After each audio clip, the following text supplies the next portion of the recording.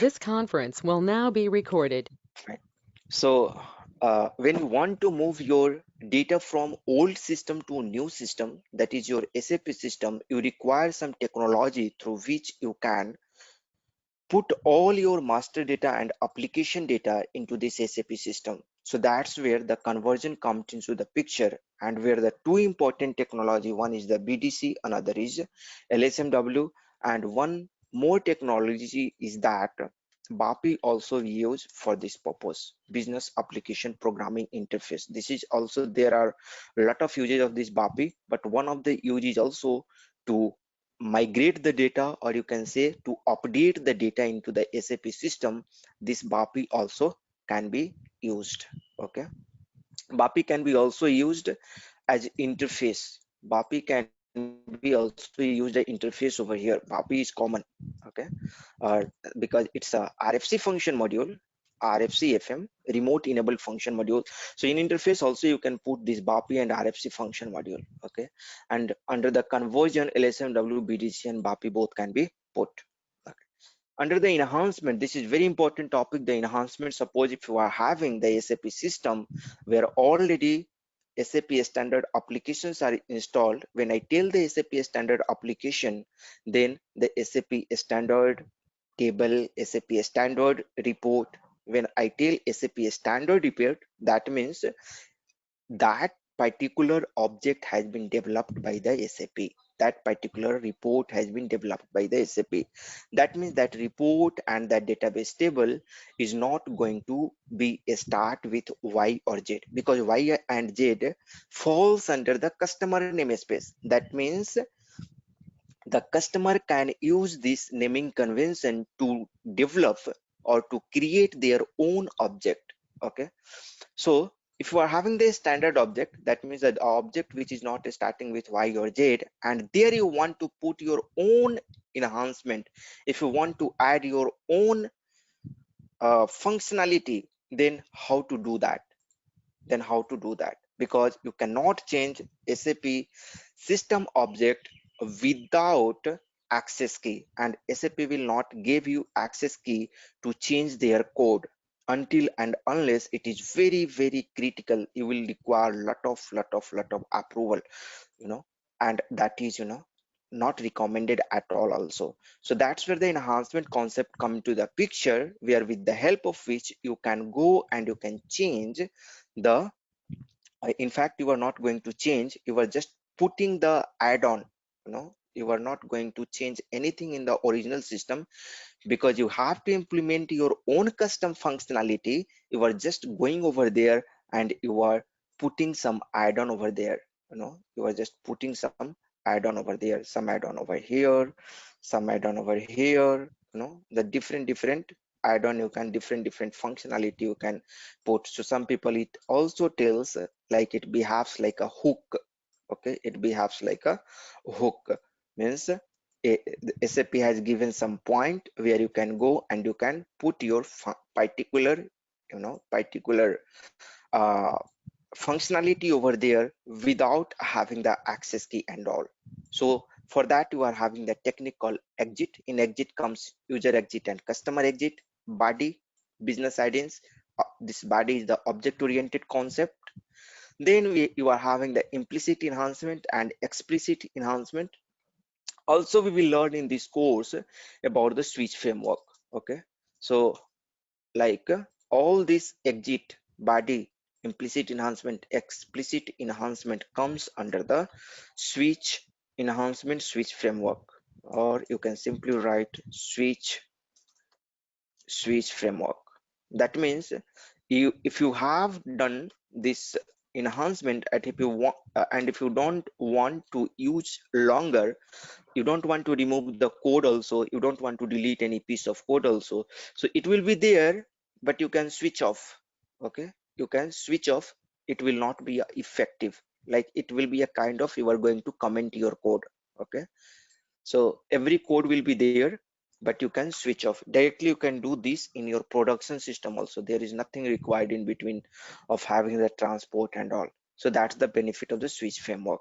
So maybe we'll try to see the switch form switch framework also in the coming session. Okay, now going ahead, let's start our actual SAP ABAP session. This was something like introduction. Okay, and maybe I will show you the part which I'm just going to cover over here. Okay, so let me open my syllabus. Here I can show you the syllabus. Just a second.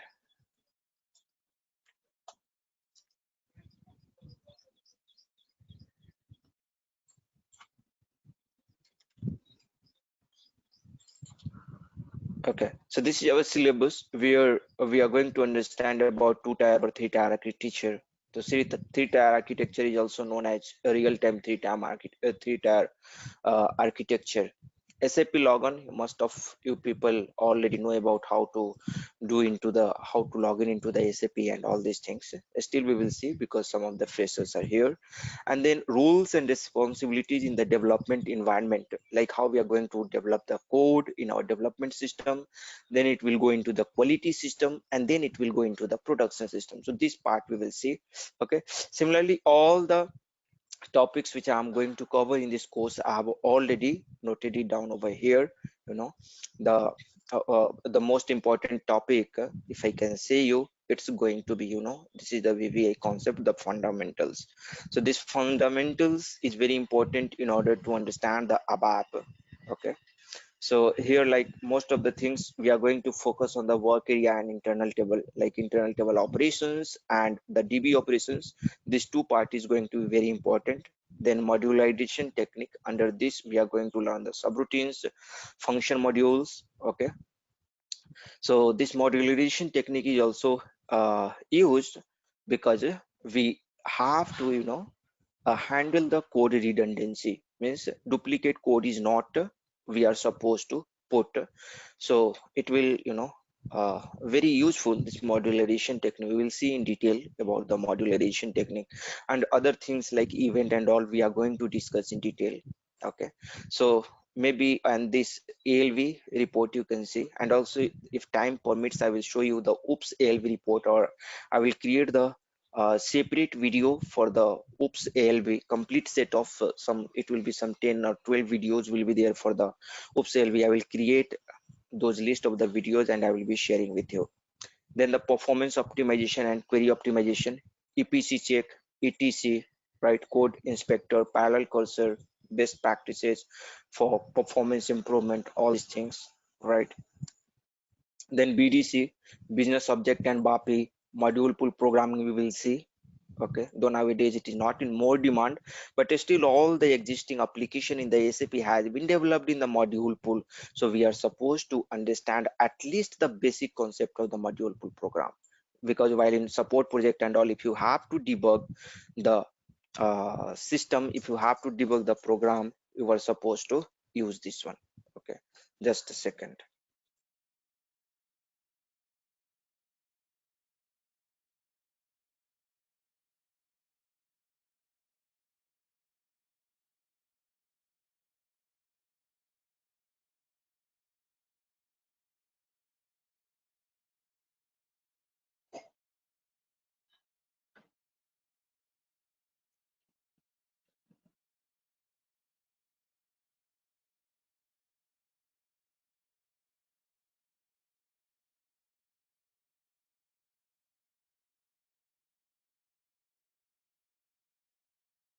Okay, sorry guys, I got an important call. So this is what, like the module pool programming also will learn all the important concept, so it will help you to debug the code. And suppose if you are going to uh, create your native application in your SAP itself using the screens and all, it's going to help you a lot. Then enhancement, it's going to be very important. The enhancement topic, very important. Okay, we are going to understand this in detail. Then the smart form, we will understand, we will learn a smart form in detail. Nowadays, though a smart form is not in more demand, Adobe form is more demand, but for Adobe form is not in our scope of this course. Maybe I will prepare the separate video for that, and I will share with all of you. But a smart form you will learn, because existing a smart form you will have to understand, if you have to debug or if you have to develop this smart form concept is, if you can rate it, number one is nowadays the Adobe form. The most of the customer is going for the Adobe form development, and the second is still a smart form, you can say like that. Okay, then cross application ALE ad hoc, the basic concept I will share with you, and the detailed video I have prepared already and put on the YouTube. From there you can go ahead, because there is no separate course for ALE ad hoc. This is just a kind of introduction it will be, and from there, from the my YouTube channel, from there you can go ahead and you can check the complete course over there. Okay, then we will learn in this course the different kind of RFC, like synchronous, asynchronous. So generally asynchronous RFC we use to improve the performance. So all these things we are going to see in the detail, okay, in the coming session. Fine, let's go ahead and we will start our today's session. And here I'm just going to once again share my PPT, and in this I would share like how the SAP architecture is. So if you talk about the SAP architecture, here you are having the important layer, the very important layer is the application server layer. All the here you are having here you are having all the ABAP logic, whatever the logic if you want to perform, all the logic is going to run at this application server layer. Okay, and then you are having the database layer. Okay, then you are having the database layer. That means where all your physical database, all your physical database data gets stored. So in this database layer you can have any kind of relational RDBMS. Okay, for example, you are having Oracle, you can have MySQL, okay, or you can have Sybase, okay, you can have DB2, DB6, okay. So any kind of DB can be here, and nowadays HANA is also there, which is a in-memory database. So any kind of database it can be here. So you understood database layer, you understood the applications server layer, but how you will interact with all these things. So you are going to interact with the applications server layer, and our application server is going to interact with the database layer. Okay, so let me represent some face over here, which will represent the people. We will represent the user. So this is the user 1, this is the user 2, this is the user 3, this is the user 4. So we are having different user, which is going to have which is going to have the user ID and password, and with the help of user ID and password they are going to log in into their SAP GUI software. I will show you the SAP GUI software, and that SAP GUI software is interacting with this application server. So we can say that these are the presentation server. In fact, these people represents the presentation server. Okay, because they are going to interact with their local computer, and local computer is having the SAP GUI software installed over there, and that GUI represents the presentation server. So this one actually is your presentation server, and this presentation server you can mark it something like this. I'll just let me remove the filling, and I will put it over here. This is our application server, presentation server. Okay, so this is your presentation server, and this is how your R3 architecture is. So this total you are having, this total is known as the R3 architecture. Okay, so this presentation server is going to interact with this, and the application server is going to interact with the database layer. So this is your R3 architecture. Okay,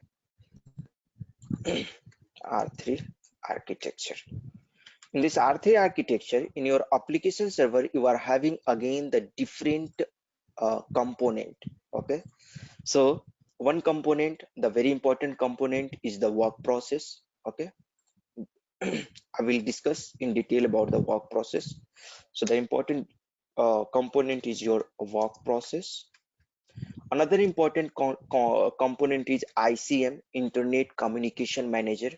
Due to this, it is possible to interact with the any HTTP or HTTPS protocol. Means suppose if you are going to live any application on your internet, right, or on the cloud, and if you want to integrate with the application server layer, the ICM, this Internet Communication Manager, this component is going to help you over there. This is the a component which is able to integrate the cloud and all, apart from the gateway. Gateway is you know like I'm talking about the OData gateway. So it supports the communication between OData gateway and in the internet based any application. Then work process. What is this work process? What is the use of this work process? Okay, let me open a new slides and I will show you the importance of this work process. Suppose if you are a user, okay, suppose you are a user, and here one more important thing, like here you can see that these are the different users you are having, right? And the application server is at one place. So you can see one person is there in the America, one person here in the India, and here in somewhere in for example Nepal, and all different country person is representing, you know they are having the different machines, and they are all the data is going to managed centrally in a single database, and all the logic is going to manage at the single application server. That's how your different functional modules is going to integrate. Okay, though the different people are using their own system, but at single place it is going to get integrate. Now, what is work process? What is the use of this? So it's an important concept when you will be having kind of 6 or 7 years of experience, and when you will come on the architect level, at that point of time it's going to help you a lot, such kind of concept.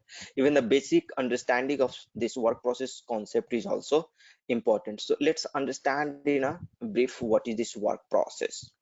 So work process is nothing but, if you see the work process, what happens that if you take any action on your system, okay, you are, suppose if you are user, and if you're going to take any action on the system, for example any click on your SAP like SAP GUI software, or on a screen, if you are going to take any action, for example click on save button or click on any tab, then what happens, it has to perform some certain action, right? So that task is identified by a software called, by a component called dispatcher. Okay, that task is identified by a software called dispatcher, and it is assigned to the different work processes based upon the type of the task. For example, suppose if you have given the command over there to save the data, okay, to, if you have to save the data, you will, the dispatcher will identify the task that it has to save the data, and it will pick the particular work process in order to perform the particular task. So we are having different kind of work processes. Okay, we are having different kind of work processes. So the very first work process, that is the dialogue work process. Dialogue work process, so this is the first work process through to which you are going to interact with. For example, I'm just going to show you. I have already opened my SAP system. Let me come over here, and suppose if we are going to just let me, I'm not able to do anything over here. What happened? Just a second, it got hanged. So maybe I can close this one and I can again open. So let me try to open once again.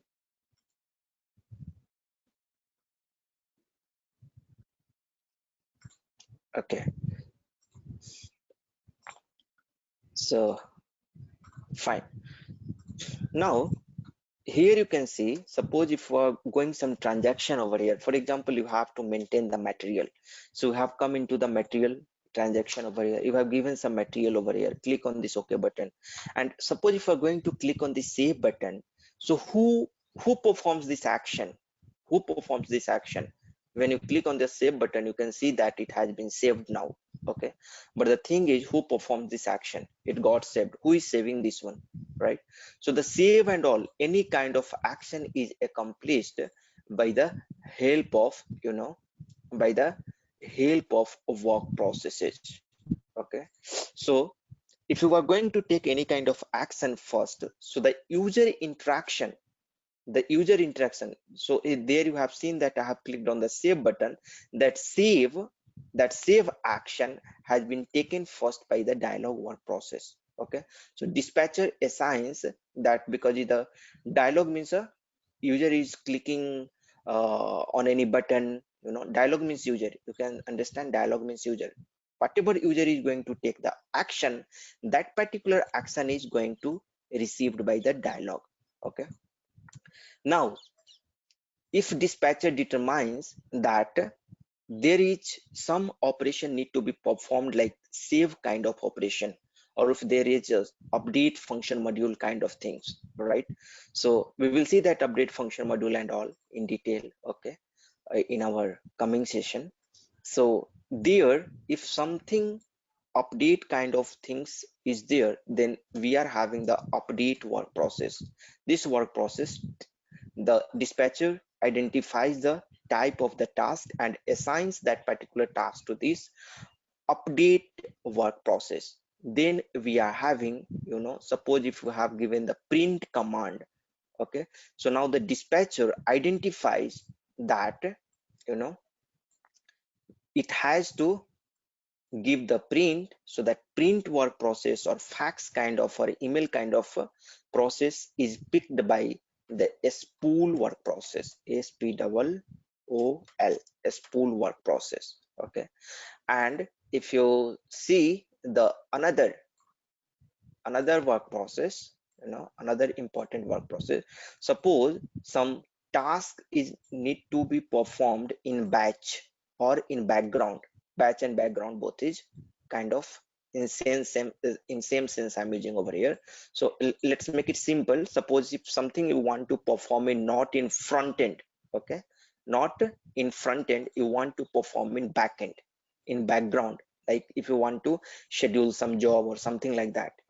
So any kind of background work process is picked by the background work process. Background task is picked by the background work process. Now the last work process what we are having is the very important work process, which is responsible to which is responsible for maintaining the integrity in the system and consistency into the system. So this particular work process, which I'm going to write it down, its name is the NQ work process, which is responsible for maintaining the integrity into the system and consistency. For example, suppose if we're going to change the data record into a database table, so in the same database, two person should not be able to change the same record.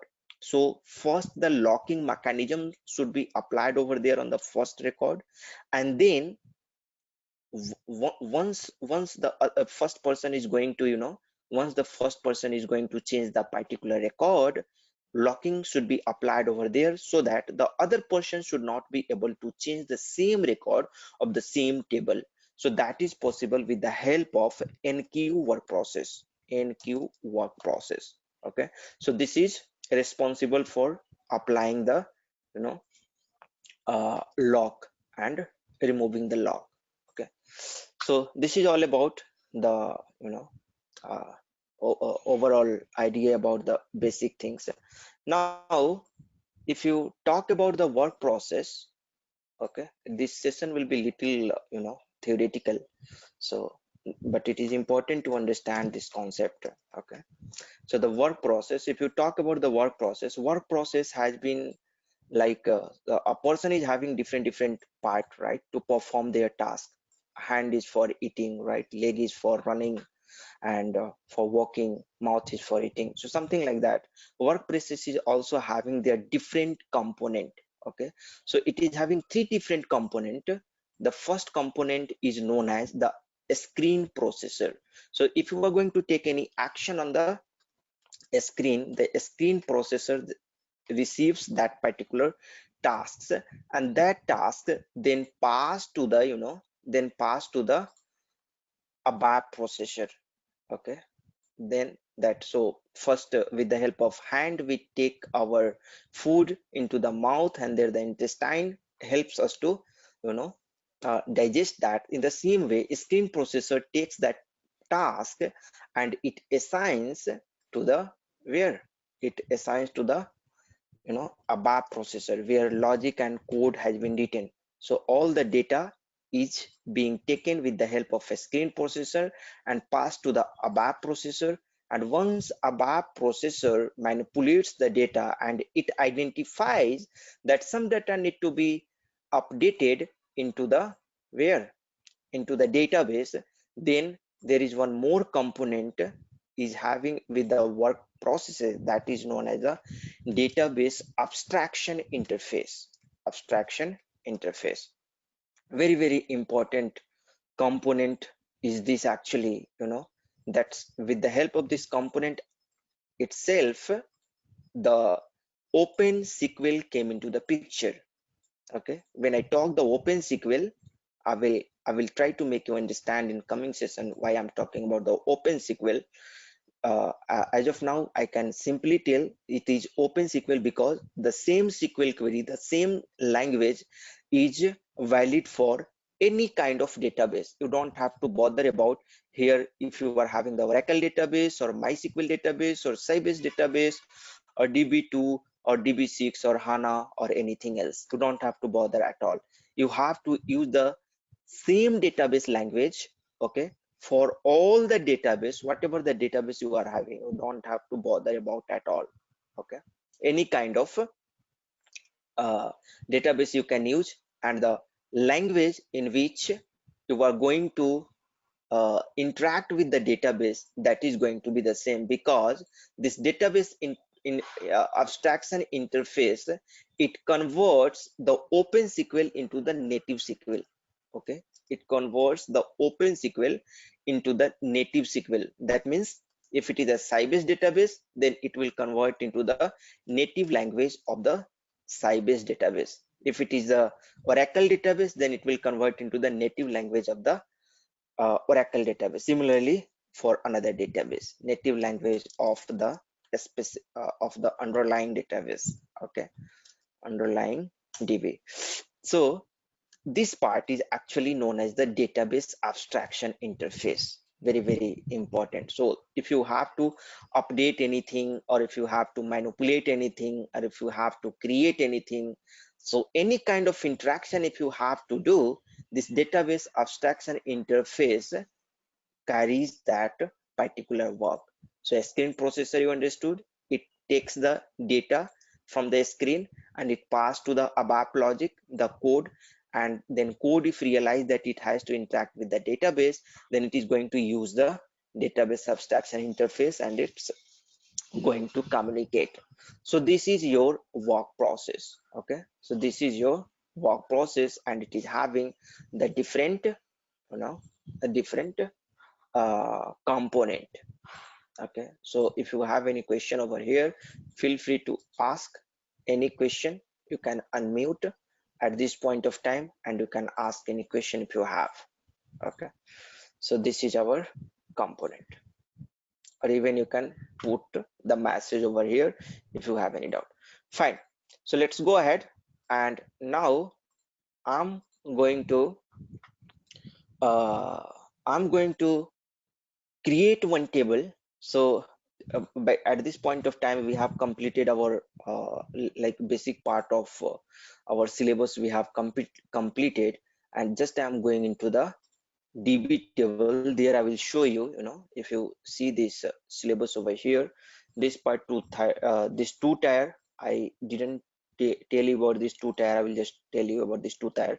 Three tier, we understood what is three tier. SAP login, I will just show you. Okay, roles and responsibility in development environment. This also I will discuss in a while. Okay, architecture we have seen, types of work processes we have seen, dispatcher we have seen, and the LUW. This we are going to discuss in the later classes, because this concept there is no meaning of, you will not be able to understand it at this point of time as a fresher.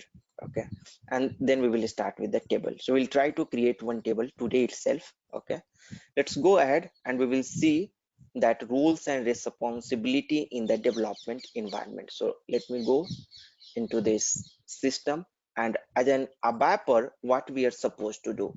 So actually, as an ABAPer, we are supposed to understand the requirement from the functional people. Functional people, what they will do, they will gather the information, okay, and they will prepare one functional specification document that is known as FS.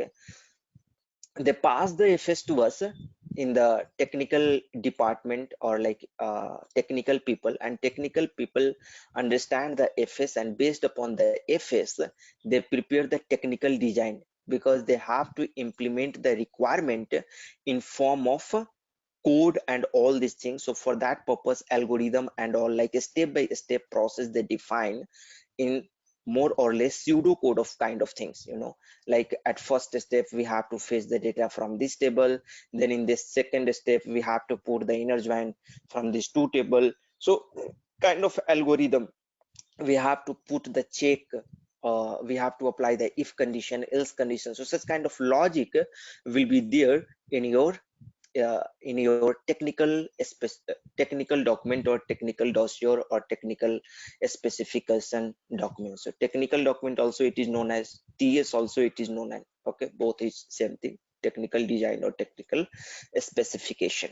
So once your technical design and technical specification is prepared, this is supposed to be prepared little more experienced person. Okay, so that because technical document or technical specification is required to have little more skill, but it is not like hard and fast, something like that, but it is a kind of a standard practice that we are supposed to have. Better experienced person are supposed to develop this one. Okay, now if you come over here, that the developer, ABAP developer, here the job starts for a ABAP developer. They understand, so this technical document who is going to prepare, they can be ABAP developer also, some different ABAP developer, or for the or the same ABAP developer can also prepare the technical document, and the same person can start developing also. But generally it is I have seen, other person prepare this technical document, and then another person start developing the code. Okay, and reviewer must will be the different person. Okay, so first is that functional specification is prepared by the functional people by after understanding the requirement from the business can be any customer. Okay, so they will be they are going to interact with the customer, and they are going to create the functional specification. Then they will create this technical document, and after that ABAP developer is going to ABAP developer is going to implement that particular code in development system. So first they are going to write the code in development system. Okay, once they write the code into the development system, they will perform a unit testing over here. They will perform a unit testing over here. Once they perform the unit testing means they will just check like whatever they are supposed to achieve the functionality in the very atomic level. They are going to perform the testing. Okay, once they perform the testing in development system, they will move the code into the quality system, and there here two types of testing gets performed. One is DVT and another is FIT. DVT is there are different terminology in the different company and different project. Okay, so DVT means design validation testing, is the design which have been prepared over here. In the same way the design is like in the same way the development has been done over here or not. So here in quality system you are having the DVT, that means design validation testing. Okay, we're going to have the design validation testing. And now if you see at the last, once everything goes fine, then there is a system called pre-production, or sometimes it directly goes into the production. Okay, so it is optional system, pre-production, or so maybe I can remove as of now that pre-production. Directly I'm going into the production system. So after quality, everything, if it is tested over here in quality, DVT, all these things, here FIT can also, the functional integration testing can also be performed over here, or in pre-production system. Okay, if you have the pre-production over there also it can be done. Now in the production system, your code goes over there and it becomes live, your code starts working over there. Okay, it all happens, all the movement happens with the help of a container, a kind of truck. Okay, whatever the code you are going to write, that is going to be put in a truck. Okay, and that truck is known as the transport. That transport actually put those code, and maybe I can represent the transport for with this symbol. Okay, so with the help of transport, you lock your all the code in the transport, and this transport is going to move from this place to this place, from development to quality. So for this purpose, sometimes basis people is there, or sometimes we are having a tool called solution manager. We are going to use that tool, and we will just, with the help of that tool, we will move this transport from development system to quality system, and once again everything get tested, then this transport will move from quality system to the production system. So this is how the basic scenario is there, basic development scenario we are having. Okay, I was talking about the two-tier architecture. Okay, just we talked about the three-tier architecture, right? This is the three-tier. You can see the first layer, second layer, and third layer. Three components is there. That's why this is a R3 architecture. It is known as.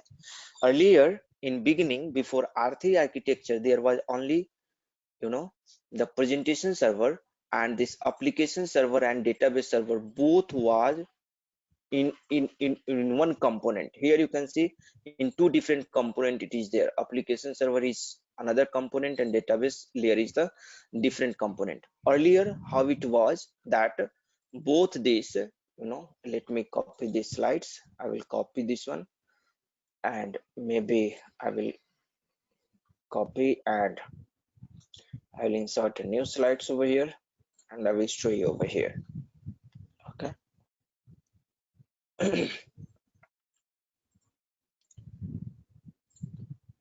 Okay, so here in R2 architecture, both was tightly integrated. This both was there in the same component. Okay, but with this, what used to happen, the problem, with this there used to happen another problem. What kind of problem? I will show you.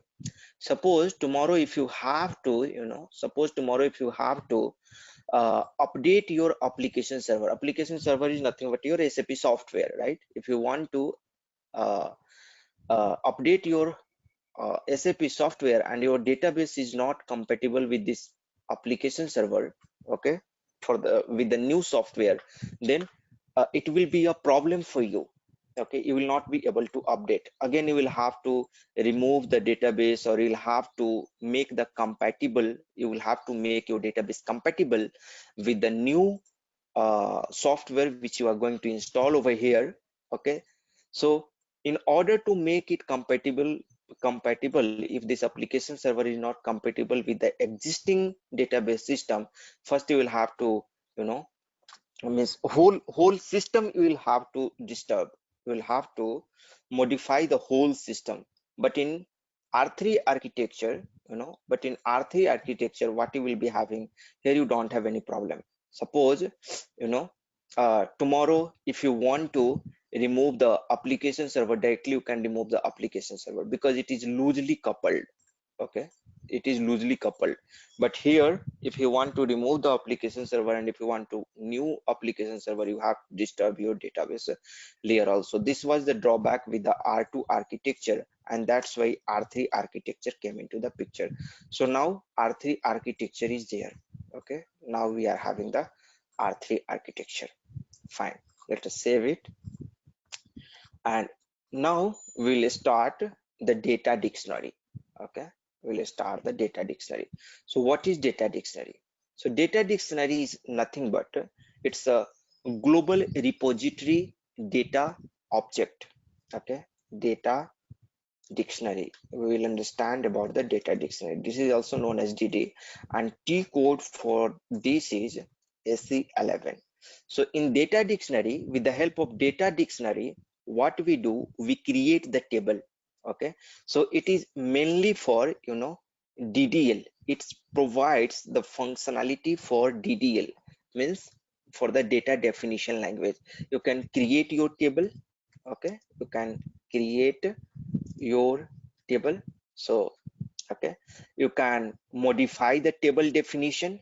Okay, so any kind of things, any kind of definition related things you can do. You can create your table, you can modify your table. Okay, you can so create or modification, create and modify your table. These two things you can do with the help of DDL. So the T code for this data dictionary is SE11. Let's go to the system and we'll understand over there in detail. Okay, so some important thing is like that. Whatever table you are going to create in SE11, that will be the global, that will be globally accessible. Okay, so SE11, that means data dictionary, is also known as global repository, global data repository. Okay, so you can access from anywhere, from the program also you can access, from another table also you can access. Okay, so let's go into the system now and we will see. Go to the system over here, go to, so just one thing also I will try to show you over here as a part of this course, how to log in into the system. So what you will have to do to log in into the system, okay, you have, let me close this server. Okay, here you are having the SAP logon pad. You will be having installed, you will have to install a SAP logon, SAP GUI. I'm having the remote desktop over here. Okay, I have bought the subscription for the remote desktop, and for that, with the help of that, I'm connected over here just by going into from my uh, Windows application, like from my desktop directly. Maybe I can show you, just let me show. Okay, so come over here, just a second. Yes, now just come over here, I will show you what I have done.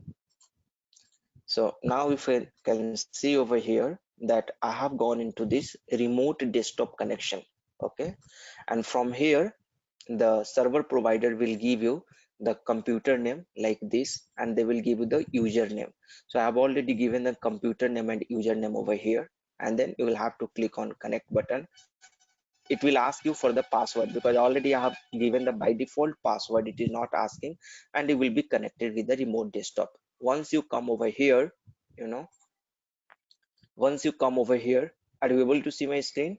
Can you confirm, anyone? Once you come over here, right? Yeah, sir. Okay, so here you will have to double click on this SAP logon, and right, you will be having the already application server configured over here. If it is not configured, like if you want to install in your local system this SAP GUI, that also you can do. If you want to do like that, please let me know, I will let you know. Okay, fine. Let's log in into this system. You will be provided the user ID and password. You will have to give the user ID over here. You will have to provide the password over here. Whatever your password, you can just type it, and maybe I'm writing some wrong. Okay, and once you provide the password over there, you will be logging into the system. Okay, so these particular things, if you see over here, uh the particular things, like maybe I can show you this first. Just a second. Here, this is known as the menu toolbar. Okay, this is known as the menu toolbar. The second one is known as, this is known as, this is known as the standard toolbar. Okay, and this is known as the application toolbar. Okay, so the first one is known as menu toolbar, second one is the application toolbar, and this is the standard toolbar. We have sorry, a standard toolbar, and this is the third one is the application toolbar we are having. Okay, so this is the things over here. And if you want to, and just let me remove this. And here you can see that if you want to make some transaction favorite, for example, I want to make the data dictionary transaction as a favorite transaction, SE11 transaction. So just you can right click over here, right click, and then insert transaction and give the SE11 over here. SE11, click on this OK button, so automatically the data dictionary transaction will come over here. Or directly from here you can go over here, put the cursor over here, you can give SE11. Okay, press enter, and the SE11 will come over here. If you want to refresh this particular screen, you can give the /n. It will just refresh it, and it will go to the initial transaction. Okay, if you want to open the new session, okay, means new screen, if you want to open, you can keep this screen, and if you want to open the new screen, that also you can do with the help of by clicking on this particular button. You can see the new GUI window, or what you can do, do /o. So it will open the new screen, new session, it will open. Click on this OK button, and you can see now it has not opened, some problem is there. /o, for example, suppose I'm going to create the report screen. Okay, so you can see the another screen has opened in the different screen, and now we are having the two screen. One is the original one, the home screen, and another is for SE11. So /o is used to create the new screen. Okay, new session. Fine, hope it's clear for you. Now this is to go back button, this is for exit button, this is for cancel button. Okay, if you want to exit from the transaction, you can click on this button. Okay, if you want to go back, you can click on this button, you will go back. This is for search functionality, right? So these are the different, mostly when you will start working on this, you will be able to understand. It's a very user friendly. Here you can see this is for activation. I will let you know how you can use this activation. This is for syntax check. Okay, this is a where used list. This is very important button. I will let you know about this detail. Okay, very important button, this where used list. Okay, now come over here, we will create one small table, and tomorrow we'll try to explore the table in a different from the different angle. Let's create one table. Okay, so ZMB 28th morning batch 28th April. This is the name of my table, maybe a student table I'm just going to create. So in beginning I will start giving something like identifier, so that so ZMB 28 I will be giving you every time, and I'm going to create one student table over here. Okay, click on this create button to create a table, and here you can give the short description. Okay, so a student table, just I'm going to give over here. You can see here you are having the delivery class. Delivery class is related with the transport. All the delivery means you are going to deliver something from one place to another place. So whenever from one place to another place comes into this SAP ABAP, the transport comes into the picture. So whatever you are going to select from here, it is having the relation with the transport. Okay. So the delivery class here, you are having, you can see here 7 kinds of delivery class you are having. So based upon the system version, it keeps on changing, but the first 3 is going to be very important: A, E and C. Another is not going to be discussed by us. This is related with the basis people or database administrator people. For us it is sufficient to understand the first 3: A, E and C. A stands for application table. Application table means master and transaction data. Okay, so we will understand what is the master data and what is the transaction data.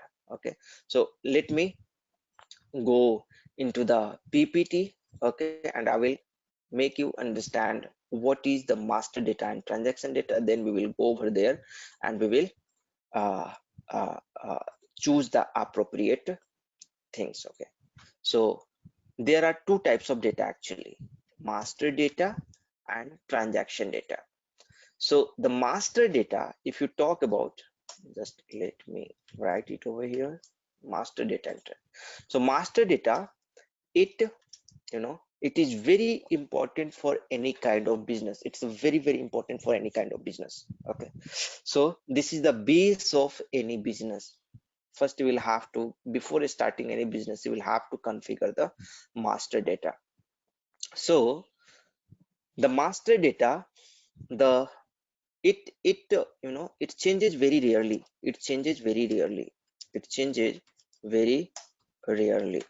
Okay, so for example, suppose if you are having, if you take the real-time example, material master is a master data, because the material information is going to be changed very rarely. Now once you create the material information is going to be as it is. Okay, if you talk about the transaction data, it keeps on changing. It changes very frequently. Okay, it changes very frequently. Sales order, purchase order, these are the type of uh, you know data which is keeps on changing. It keeps on changing frequently. So the master data, it changes very rarely. This is important, very important point. And the transaction data, it changes very frequently. This is the main difference we are having between master data and transaction data. Example you can give: material master, purchase info record. There are many, material master. Okay, just I'm giving one example over here, and here like purchase order, sales orders, this kind of data keeps on changing. Okay, so come over here now. In our system we will come and we will see. Okay, here you can see that application, like if you are having the master and transaction data, you are going to use this A. Now you are having one another kind of this E. This is particularly for the SAP purpose. Okay, this is to control the system behavior. But the C, if you are having the customizing table, so like customizing table, we will understand this one in detail. Like this is mainly concerned with the functional people. They are just like if some table you are going to create the customizing table, with the help of that table, the data which you are going to put into that customizing table, it's going to impact your behavior. It's going to impact the system program behavior. Okay, we will see that one also. As of now, let's select this application table. Okay, and here we are going to select the display and maintenance allowed, so that I can put the data into my table. Okay, now come over here. The very first field we'll have to always give, that is the MANDT field, though it is not mandatory. But what is the significance of this? I will let you know. If we're going to give mandate, then what it will do. If it is not going to give, if we're not going to give mandate, then what it will do. As of now, let's give this MANDT. Okay, this key mandate will be always a key field. If we're going to give the mandate over here, it's going to become always a key field. Here, do you want to Now you can see that initial values. Do you want to provide this mandate? Do you want to provide the initial value over here? If there is no value in this, okay, for that purpose we will see. For mandate, always the data element will be mandate only. Okay, we will see what is the meaning of data element.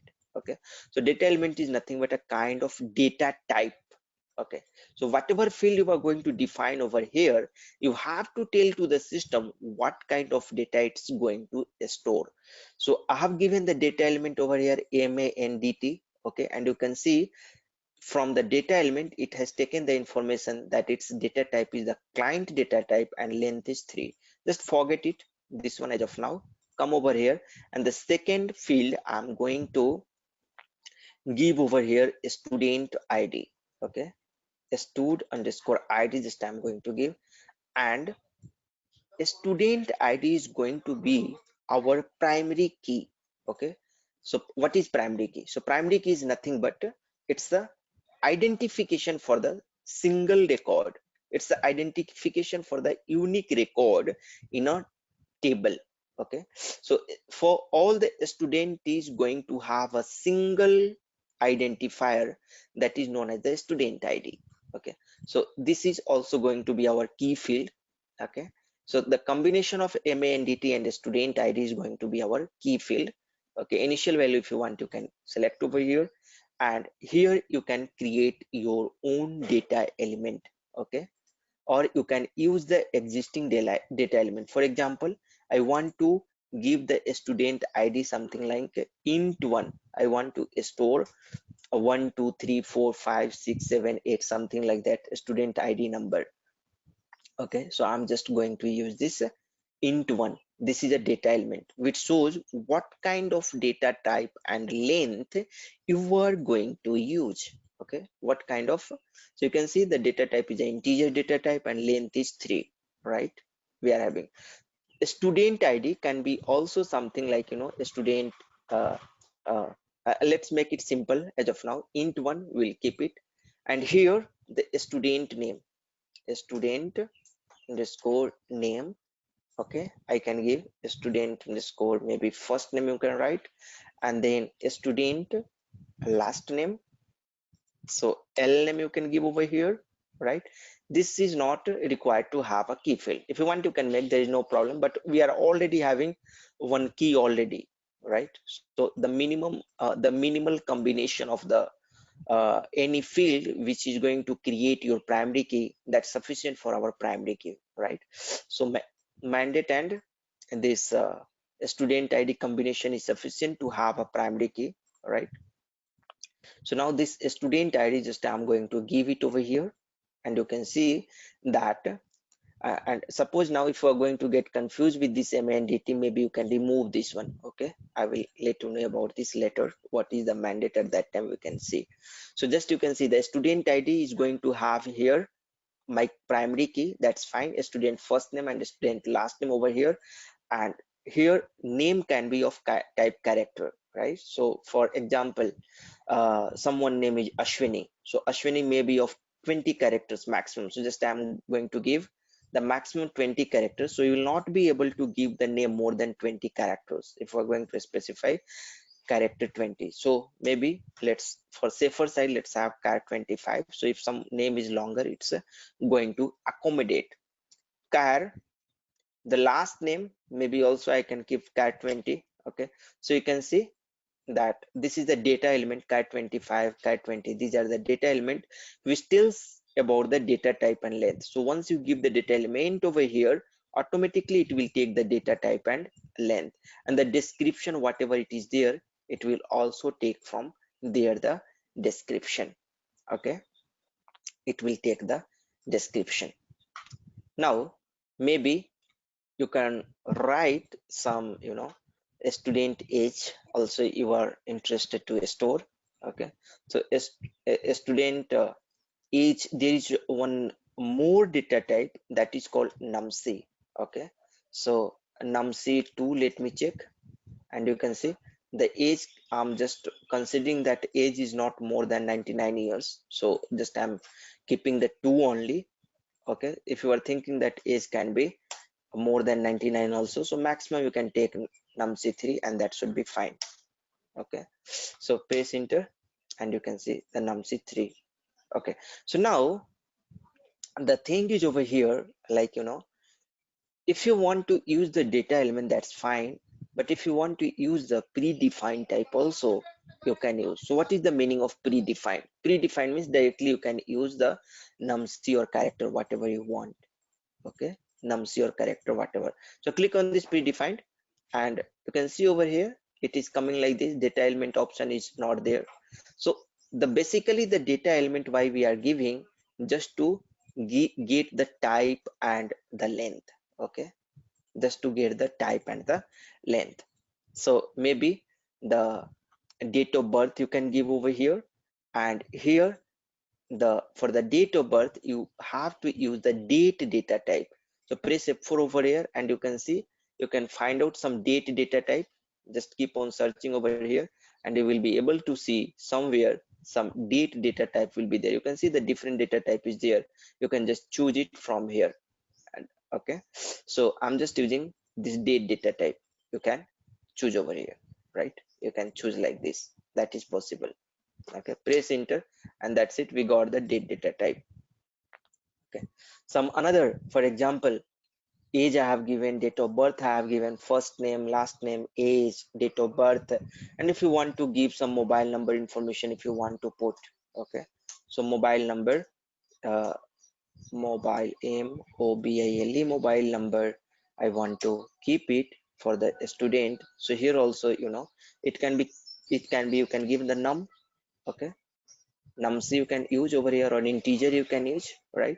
So mobile number I can keep it of 10 characters or maybe 12 characters, right? Or maybe 13 characters, like that you can use. So 10 for the mobile number, 2 for the country code, right? Or 3 for the country code. So maybe 12 only is sufficient for you.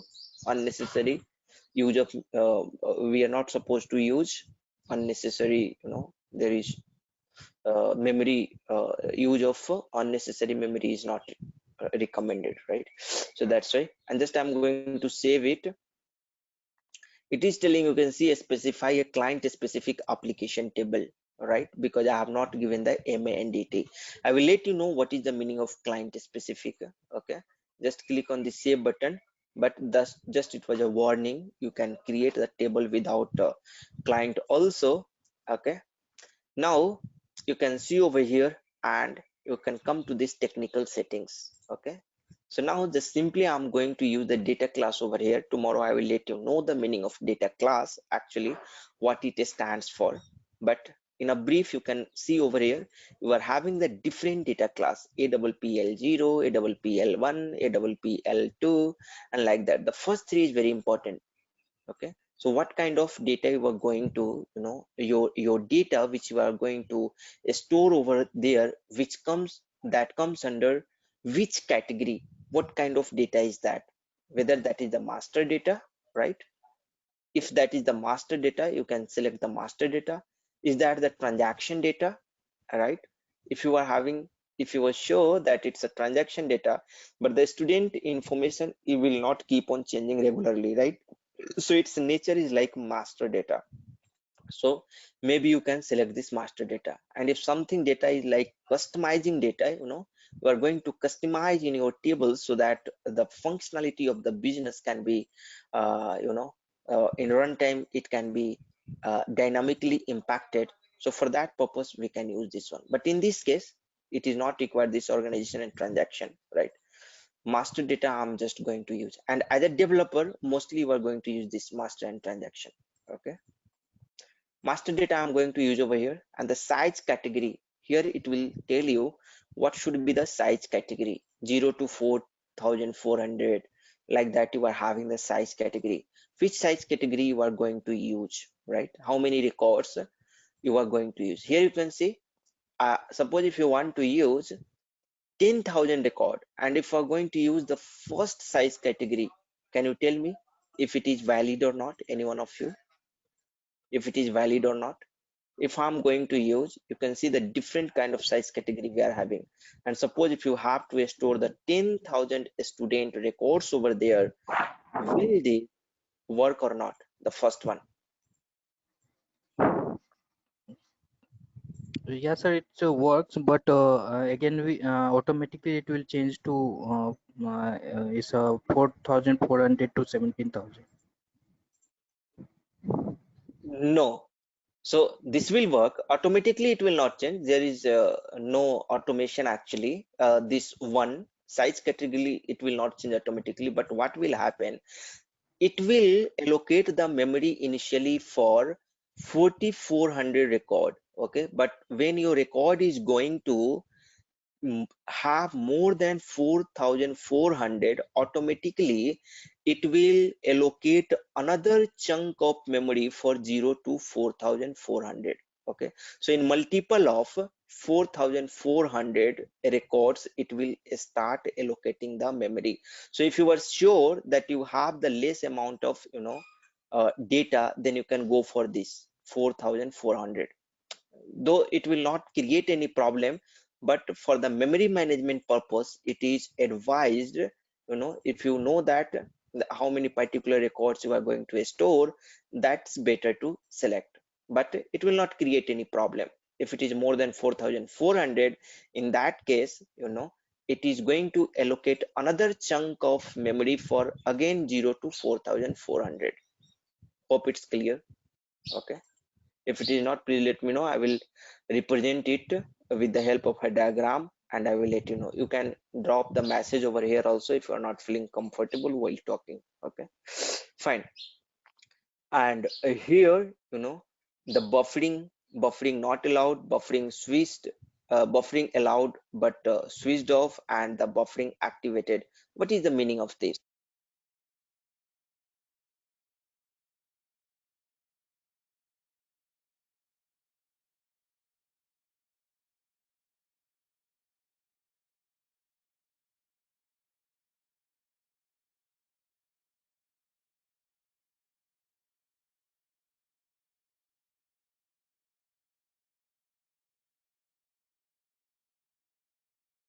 Hello. Hello. Hello.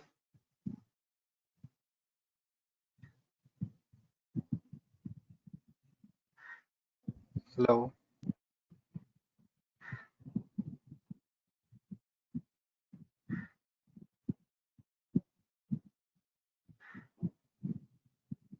Hello. Hello.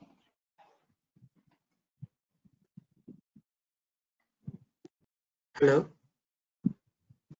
Hello.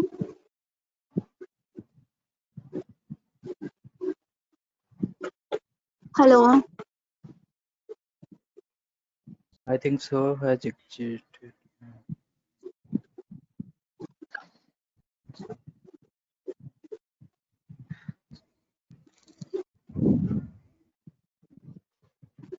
I think he has some problem in technical. Server has been disconnected. Yeah, now is it fine? Hello. Yes. Yes. Yes. Yes, sir. Okay. Yeah, sorry, some internet issue was from my side. Okay. Yeah. So just a second. Once again, I'm just going to connect this one.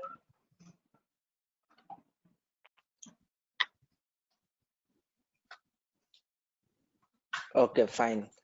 Yeah, some issue was from my side. Yeah, fine. So let me save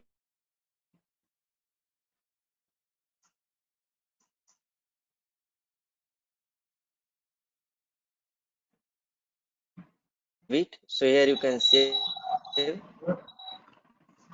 Screen is not coming. For the buffering, we will see in tomorrow class what is the meaning of this. I just let that buffering not. Okay, now let's, and having two more changes: log data changes and writing. We are going to just go back. Hello, sir. Your screen is not coming properly. Let me click on the save button. Why My voice is similar? not coming. But the screen is not coming. Hello. Uh-huh. Okay. Now is it coming? Yeah, no, it's a remote desktop connection has been coming, Just a sec. Okay. yeah, no, it's coming. Just a second. Sanna. Okay. Let's save it. Yeah. Other people APK. can mute from your side. Undi. Other people can mute from your side, please. Just a second. Let me mute. Okay. Fine. So let me save it, and what I will do, I will check the syntax over here. Okay, it's a warning we can ignore as of now. I will tell you why this warning is coming. Okay, just go back over here, activate this one. Okay, and it got activated. You can see it got activated. And now click on this content button and go over here. You can go to this. You can just click on this F8 button. You can see there is no record because I have not given any record. Number of entry is 0. Just go back once again, and here, suppose if you want to put the entry, you can go to the table contents and click on this create entries. Okay, give some value over here. A student name may be MD. First name, I want to keep something maybe George. Here the first name, the last name Bush, age 23, date of birth maybe you can select from here. So this F4 is coming from the data element because I have selected the data type date, right? From there it's coming. So date of birth I have just selected something, and the mobile number you can give any mobile number, and just you can click on the save button. It will save the data in the table. Similarly, you can save the second record, and George 1, Bush 1. Okay, the 24, the different name just I'm putting over here. So maybe if you want to change the name over here, okay, some different name also you can change. So for the second record itself, it will go and change over there, right? Just it's saved over here. The third, maybe I can give some another Ram, and here I can give the Kumar, something like that, and maybe the age we can give 30, and click on you can select some date over here. Just save it. Okay, just go back and you can see the 3 records I have put over there. Click on this F8 and you can see all the 3 records got saved over here. Okay, so with this here, I'm just going to stop the session over here. You are having the assignment. What you can do, that you can create one table. Okay, you can create one employee table. So that, let me give the assignment over here.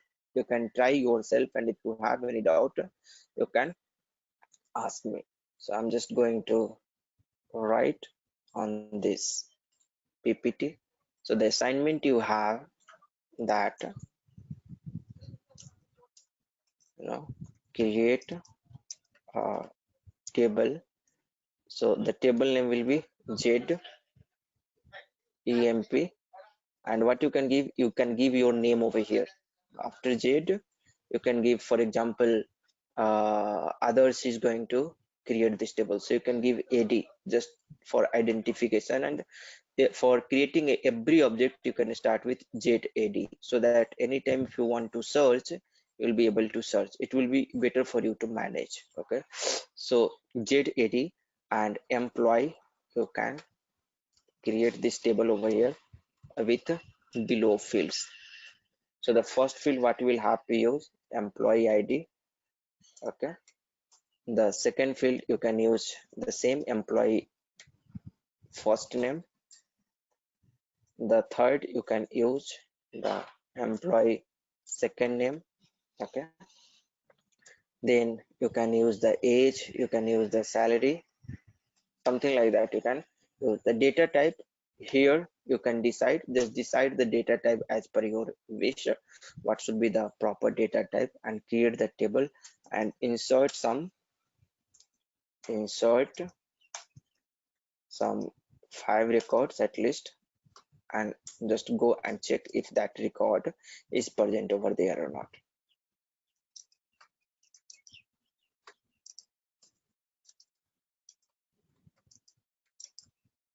Okay, fine. So let's save over here, and we are going to stop here session today, and let me know if you have any question over here, or else we can log out.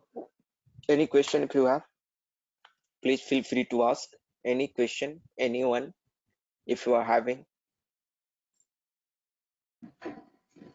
Yeah, Pankaj, hey, this is Kaleem. I joined slightly late. Yeah, hi Kaleem. Yeah, Hey, yes. Yeah. did you discuss the software yet, or did I miss that?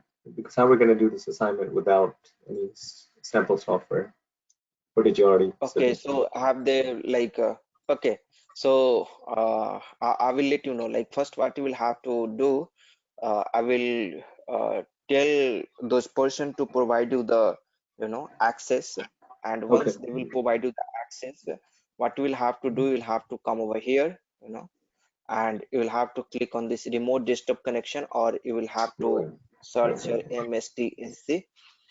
Mhm. I think you are not able to see my screen. Just let me share the screen. Okay, and Yeah. here you can see that the remote desktop connection. You can see, or here you can write the MSTSC, and Right. you will get the remote desktop connection. Okay, and from here you can give the computer name, which will be shared by you. So they will share with you soon, and then you will be able to connect with the system. Okay. Okay. Good. Yeah. Any other question? And just for time management, should we start doing the later hours better? I think for me anyway, because I think you and I discussed 9 Eastern, but I think 10 p.m. Eastern is better Monday through Friday. Is that good for you as well? Hello. Yeah, Pankaj, yesterday